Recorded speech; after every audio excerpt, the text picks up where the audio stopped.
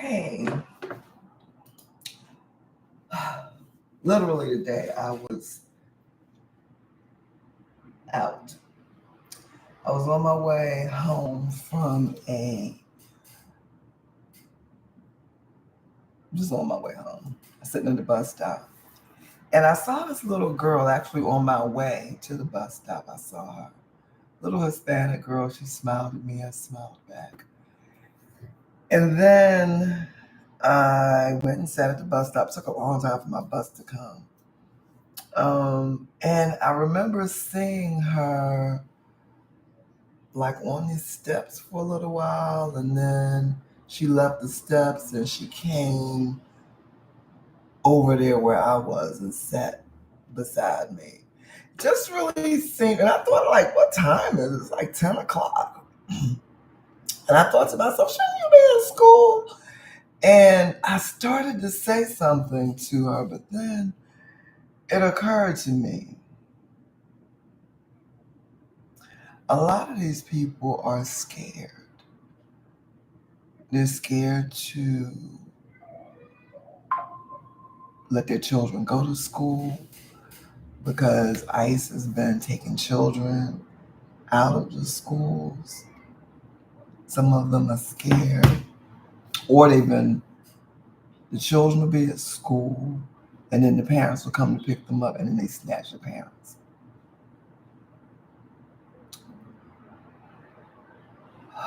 This is so difficult. It's so difficult to watch. And this is the thing. Like, remember last time when Trump was in office and they were snatching children from their parents and putting them in cages. And I just remember how heartbreaking that was to me.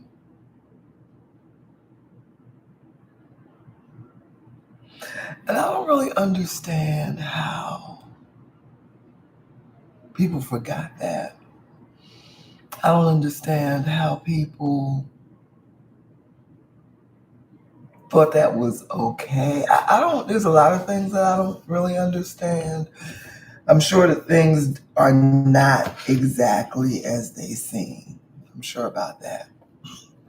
But I think I really just came here to just share my feelings about it and my thoughts about it. On the one hand, it's extremely heartbreaking to see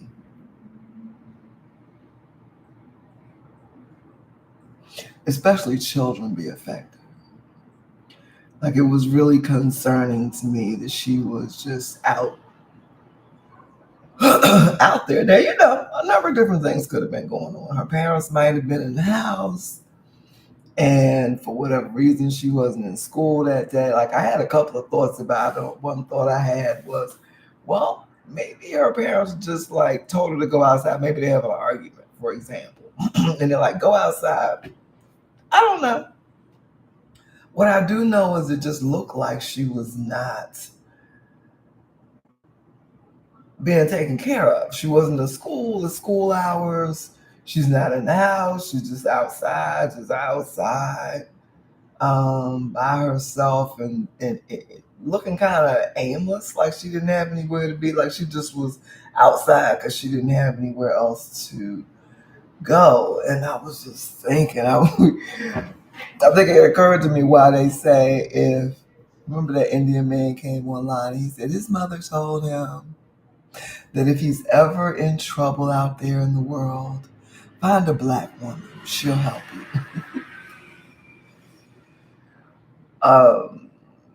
Because everything that was going through me, and even now, like I'm just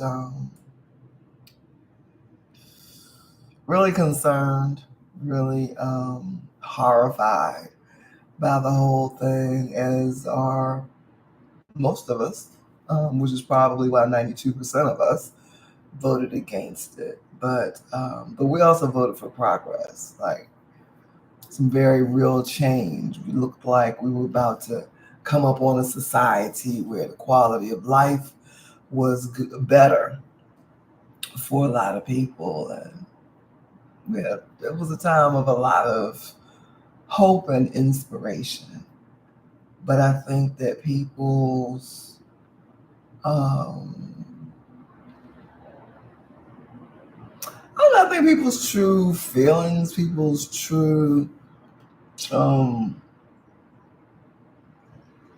allegiances came to the forefront.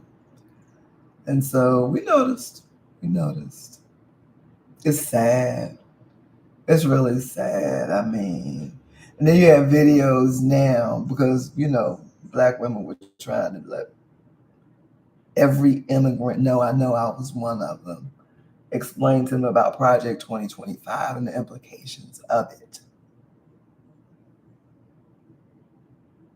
Yet and still, so many people voted for. People were like, oh, I know I told many people, I was like, I know there are a lot of elections that you kind of sit out and, who cares? It's going to be business as usual, or so it seems. I was like, this is not the election to do that. This is not this one. This one you have to show up.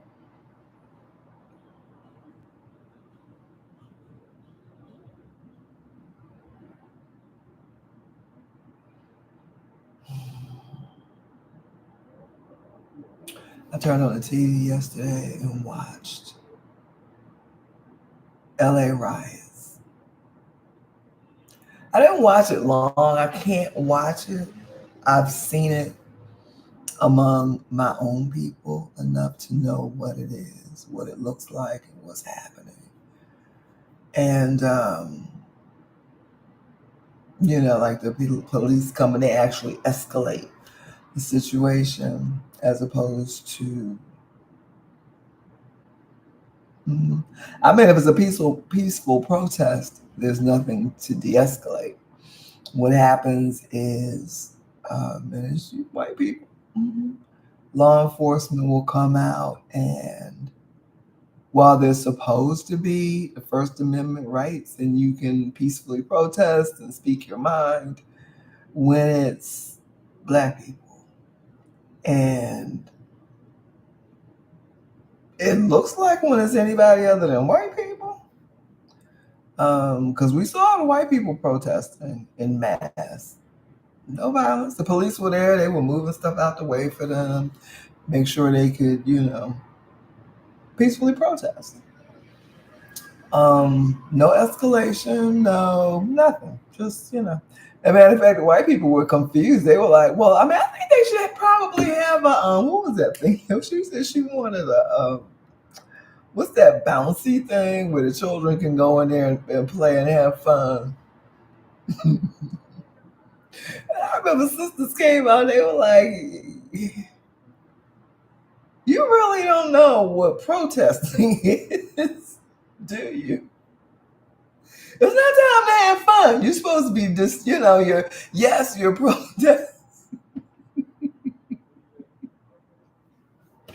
Yes, you're protesting peacefully, meaning that you're not, out there being violent. But you should be raising your voice. There should be messages.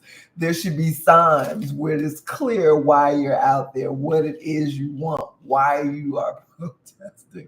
What are you protesting?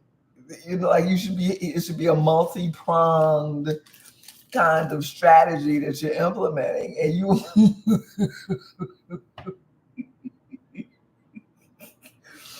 and y'all out there in droves talking about you need a bouncy thing for your children. Like, I don't know. So that was, I mean, I'm laughing about it now. Because then they're like, black people, why don't you come out with us? And the people were like, y'all need to get it together.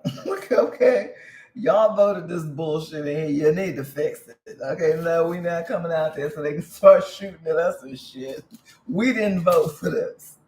Okay, and we tired of always trying to fight for human rights and dignity and a better way of life, and everybody else is just every people after we've gone through the bloodshed and after we've lost some lives and after we've shouted to the rafters and protested and negotiated and worked every angle. When we make those gains, there's always the intention of putting us as far back as possible. Let somebody else come and reap some of this affirmative action. Who got most of those gains? White women. Okay. But when you see us in trouble, nobody shows up. They don't show up. I guess no, they don't show up. And I think it can be hard to show up in that way if you're very comfortable, right? Like it takes a certain level of discomfort and an intolerance for injustice for you to coalesce and organize to that extent where you are protesting. Um, yeah, and actively bucking the system. So I think when it comes to white people, they are, this particular system was set up so that they never have to endure that level of discomfort where the system has constantly got its foot on our neck. So, yeah. Anyway, I don't think I want to stay here long. I just really wanted to share that experience I had today. It made me cry, actually, because that little girl, I wanted to ask some questions, but then all these thoughts started going through my mind, remembering what's going on with ICE and how scared those people are, and thinking like, wow, maybe she doesn't have her parents anymore. And then, I wanted to ask her and talk to her, but the thing is, if she was in the kind of trouble that I was thinking about, then I feel compelled to figure out what to do. And I couldn't figure out what to do. And so I didn't say anything to her, but it really made me, it really hurt, to be honest. It hurt. It hurts. It hurt. Knowing that could be what's happening with her specifically, and knowing that is what's happening on a broader scale. Yeah, it's very painful for me. I think it is for a lot of us. We know what that's like. We've been through it. We've seen it. And it's what they call, what do they call it?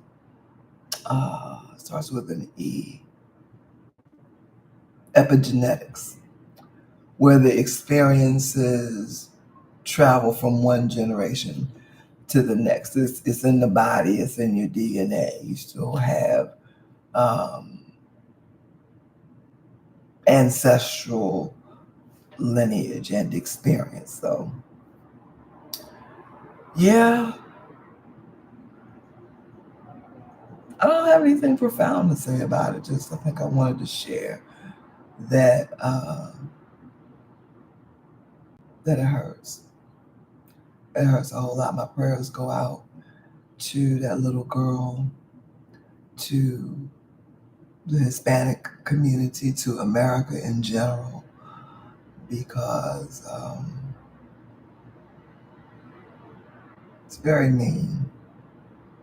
I hate to see it. And, you know, to live somewhere where you have to fight all the time. You know, you have times where, as African American people, there's so much history of us building on our own and producing Black Wall Street and creating our own cities with no help, no help. Because there's always that thing where resources are kept away from us. Who they were saying Libya at one time wanted to send African Americans $1 billion to get us started. You could tell we were oppressed and downtrodden, and the American government rejected it. So, no, it's just a very interesting history.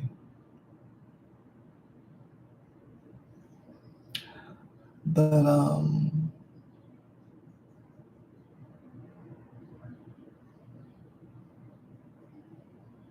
I don't even think I have encouraging words right now. I'm just in the moment, acknowledging the moment. And that's it. Like I said, my prayers go out to everyone, to all of us, because trust me, we're all feeling it. We're all feeling it.